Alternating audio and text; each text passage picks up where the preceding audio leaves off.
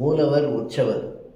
இந்த மூலவர், உற்சவர் என்பதற்கு வித்தியாசம் இருக்குது ரெண்டுத்துக்கும். என்ன அப்படின்னா, ஒரு கோயிலில் அந்த கடவுள் மூலஸ்தானத்தில் இருப்பவர் மூலவர். இந்த உற்சவர் என்பவர் யார்? 2 பேருக்கும் எந்த வித்தியாசமும் கிடையாது. 2 பேருமே ஒருவர் தான். ஏனென்றால் மூலவர் என்பவர் அந்த மூலஸ்தானத்தில் எப்பொழுதும் அந்த கோயிலில் இருப்பவர். ஆனால் இந்த உற்சவம் நடக்கும்போது, திருவிழாக்கள் நடக்கும்போது, அந்த திருவீதி உலா அப்படின்னு சொல்லி ஊருக்குள்ளே அந்த கடவுளை எடுத்துகிட்டு போனோங்கும்போது மூலஸ்தானத்தில் இருக்கிற அந்த தெய்வத்தை எடுத்து செல்ல முடியாது. ஏன்னா அது வந்து ஸ்ட்ராங்காக அவங்க அங்கே கான்கிரீட் போட்டு நல்லா வச்சுருப்பாங்க. அதனால் இந்த உற்சவர்ன்றது வந்து ரெப்ளிகா ஆஃப் த ஐடல். மூலவரை போலவே அப்படியே அச்சு அசலாக ஒன்று செஞ்சு அந்த கோயில் வளாகத்திலேயே இருக்கும். உற்சவ காலத்தில் அதை எடுத்துக்கொண்டு வெளியே போவார்கள். அதுதான் மூலவர், உற்சவர்.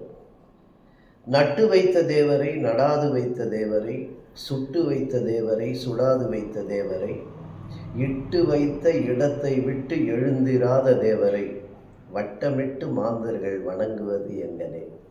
சிவவாக்கியர் பாடல். இந்த சித்தர் பாடலில் அவர் எவ்வளோ அழகாக சொல்வார். நட்டு வைத்த தேவரை அப்படின்னா ஒரு இடத்துல நட்டு வைக்கப்பட்ட கடவுள்.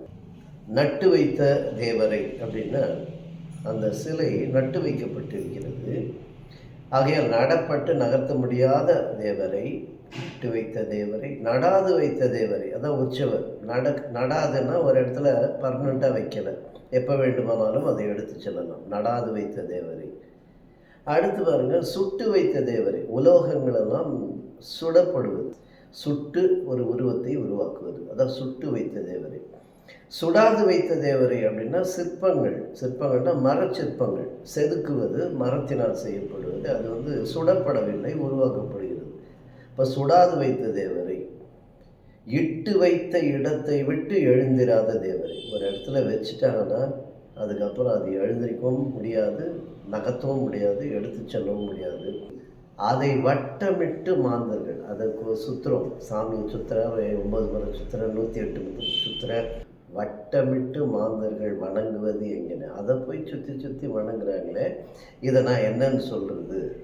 உருவ வழிபாடு, சிலை வழிபாடுக்கு எதிராக குரல் கொடுத்த சித்தர்கள். வேதாகமம் என்ன சொல்லுகிறது? கடவுள் ஆவியாக இருக்கிறார், உருவம் கிடையாது, அருவம். எப்படி நாம் வணங்க வேண்டும் என்றால் ஆவியோடும் உண்மையோடும் வணங்குவது தான் சாலச் சிறந்தது.